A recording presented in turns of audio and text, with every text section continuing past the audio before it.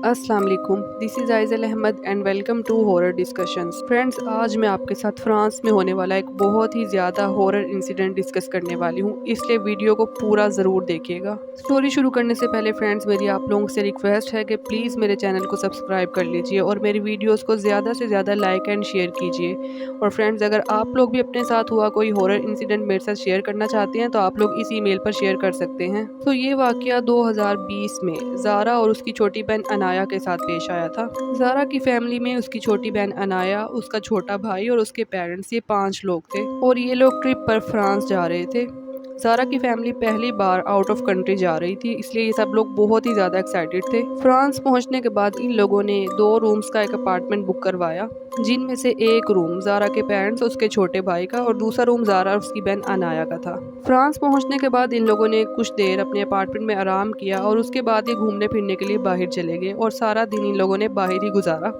रात में जब ये लोग वापस आए तो सब लोग आराम करने के लिए अपने अपने रूम्स में चले गए। रात बहुत ज़्यादा हो चुकी थी, लेकिन ज़ारा और उसकी बहन अनाया ये दोनों अभी तक सोई नहीं थी, बल्कि दोनों अपने फ़ोन यूज़ कर रही थी। ज़ारा अपने फ़ोन पर सॉन्ग सुन रही थी तो अचानक से उसको किसी के डोर नॉक करने की आवाज़ आई, लेकिन ज़ारा ने उस तरफ ध्यान न दिया और उसने सोचा इस टाइम कौन हो सकता है, शायद ये मेरा वहम है। लेकिन थोड़ी देर के बाद फिर से डोर नॉक करने की आवाज़ आई और इस बार ये आवाज़ बहुत ज़ोर से आई थी। ज़ारा ने अनाया से कहा कि मैं देखती हूँ कि बाहर कौन है, और जब वो उठी और उसने रूम का दरवाज़ा खोला तो बाहर कोई भी नहीं था।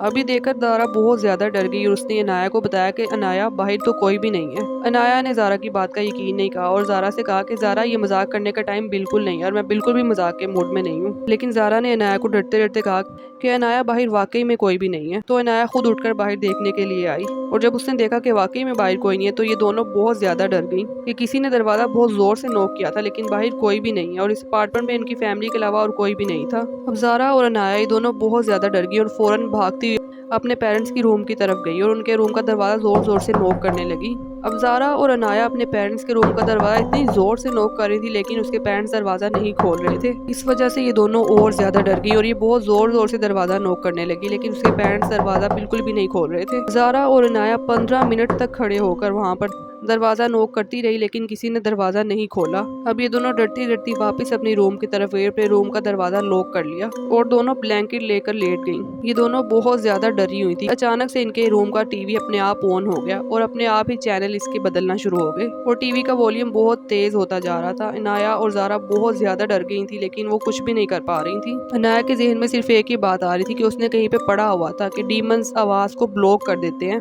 उसको लग रहा था कि शायद यहाँ पर कोई डीमन है जिसने उनकी आवाज़ को भी ब्लॉक कर दिया है, जिसकी वजह से उनके पेरेंट्स उन लोगों की आवाज़ नहीं सुन पा रहे हैं। थोड़ी देर टीवी चलने के बाद अपने आप बंद हो गया और फिर इनके बाथरूम में से एकदम फ्लश की आवाज़ आई और कुछ चीज़ें गिरने की आवाज़ बहुत ज़ोर से आई। अनाया और ज़ारा ने एक दूसरे का हाथ पकड़ा हुआ था, इनको जो भी दुआएं वगैरह आती थी इन लोगों ने पढ़ना शुरू कर दी। ये दोनों बहुत बुरी तरह से कांप रही थी और इन लोगों के अंदर इतनी हिम्मत नहीं थी कि दोबारा अपने रूम से बाहर जाएं और दोबारा अपने पेरेंट्स को बुला सकें। इन लोगों के साथ तकरीबन 2 घंटे तक ये सब कुछ चलता रहा। इन लोगों को रूम में कोई नजर नहीं आ रहा था, लेकिन इनके रूम की चीजें अपने आप मूव कर रही थी।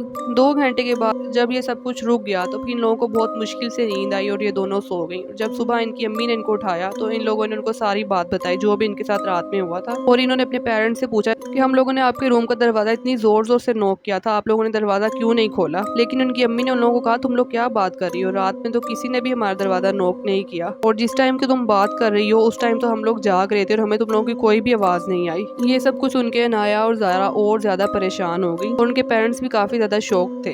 तो इस इंसिडेंट के बाद अनाया और ज़ारा के पेरेंट्स ने फिर डिसाइड किया कि वो जल्द से जल्द वापस पाकिस्तान चले जाएंगे और ज़्यादा देर तक वहाँ पर नहीं रुकेंगे। ये फ्रांस में इन लोगों की ट्रिप का पहला दिन था और पहली ही रात में इन लोगों के साथ ये सब कुछ हुआ था जो बहुत ही ज़्यादा हॉरर था। और इस सब के बाद क्योंकि ये सब लोग बहुत ज़्यादा डर गए थे, इसलिए ये लोग बहुत जल्द पाकिस्तान वापस आ गए थे। तो फ्रेंड्स, ये जो स्टोरी मैंने आप लोगों के साथ शेयर किया ये बिल्कुल रियल स्टोरी है जो फ्रांस में एक पाकिस्तानी फैमिली के साथ पेश आई थी। तो फ्रेंड्स, अगर आप लोगों को ये स्टोरी ज़रा सी भी पसंद आई हो तो प्लीज़ मेरे चैनल को सब्सक्राइब करके मेरी वीडियोस को ज़्यादा से ज़्यादा लाइक एंड शेयर कीजिए। आप मिलेंगे कल किसी नई हॉरर स्टोरी के साथ, तब तक के लिए अल्लाह हाफिज़।